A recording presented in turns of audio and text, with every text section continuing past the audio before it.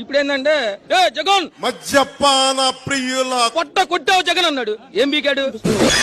ఏదైనా ఇష్యూ వస్తే సనాతన ధర్మం అంటాడు. నెల రోజులు కనబడ్డు మాల వేసుకుంటాడు. ఏం మాలది? చెప్పులు వేసుకున్న మాల అనేది సనాతన ధర్మంలో ఎక్కడ చూడలేదండి.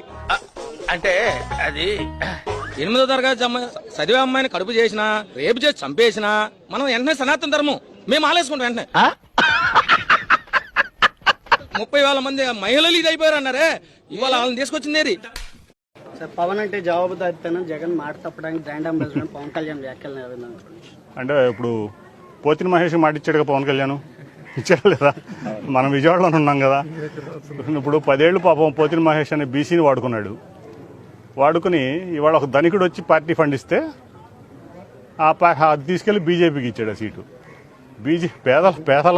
పేద వర్గాలు నివసించేటువంటి విజయవాడ వెస్ట్ కాన్స్టిట్యున్సీలో, అది బీసీలు, మైనార్టీలు, ఎస్సీలు ఎక్కువగా ఉండేటువంటి వెస్ట్ కాన్స్టిట్యున్సీలో మరి వాళ్ళు తీసుకెళ్లి బీజేపీ అభ్యర్థి ఒక మల్టీ మిలియనరు ఏదైతే ప్రైవేట్ జెట్లో తిరిగేటువంటి సుజనా చౌదరికి ఆ సీటు అమ్ముకున్నాడు. ఎవరో పవన్ కళ్యాణ్. అంతకుముందు ఎవరికి అలాట్ అయింది ఆ సీటు? జనసేనకి అలాట్ అయింది. అక్కడ పోతిన మహేష్ 10 ఏళ్ల నుంచి పాపం పేదవాడు కష్టపడుతున్నాడు. జనసేన కోసం, నీ కోసం కష్టపడుతున్నాడు, పవన్ కళ్యాణ్ కోసం. ఇవాళ ఏం చేసావు? నువ్వు చెప్పిన మాట ఏమైంది? నువ్వు మాట తప్పావా లేకపోతే అమ్మేస్తున్నావు సీట్ని? అది చెప్పాలి కదా పేదవాళ్ళకి. మీ నియోజకవర్గ ఎమ్మెల్యే మీకు తెలుసా? తెలుసండి బాబు. ఎవరండి? మామూలు ఎమ్మెల్యే వర్మ గారా? ఎవరు? వర్మ గారండి. వర్మ గారు మాజీ ఎమ్మెల్యే, ప్రస్తుత ఎమ్మెల్యే మీకు పవన్ కళ్యాణ్ గారు. ఎవరండి పవన్ కళ్యాణ్ గారు? ఇప్పుడు అంటే వర్మ గారే అంటారని చెప్తున్నానండి బాబు. పిఠాపురం నియోజకవర్గంలో పవన్ కళ్యాణ్ గారి నియోజకవర్గం, ఇక్కడ ఎలాంటి సిచ్యువేషన్ ఉంది? పెద్ద బాగాలేదన్నా రాలేదండి మా ఇంటికి. పవన్ కళ్యాణ్ గారు ఎమ్మెల్యే గారు కదా, ఎమ్మెల్యే గారు చేంజ్ చేశారు. ఇప్పుడు మాకు ఎవరో లేరండి, ఎవరితో చెప్పుకోవాలి గారి మీద.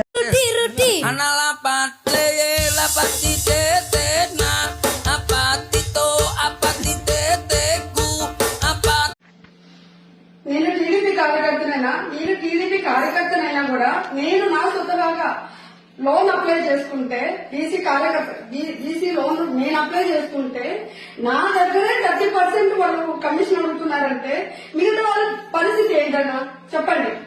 మిగతా వాళ్ళ పరిస్థితి ఏంటి?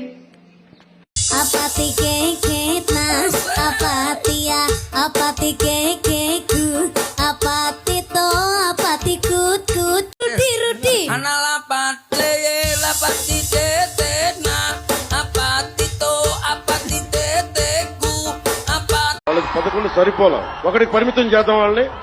ఈసారి ఎన్నికలు పెట్టమని చెప్పండి, ఒకటికి పరిమితం చేద్దాం.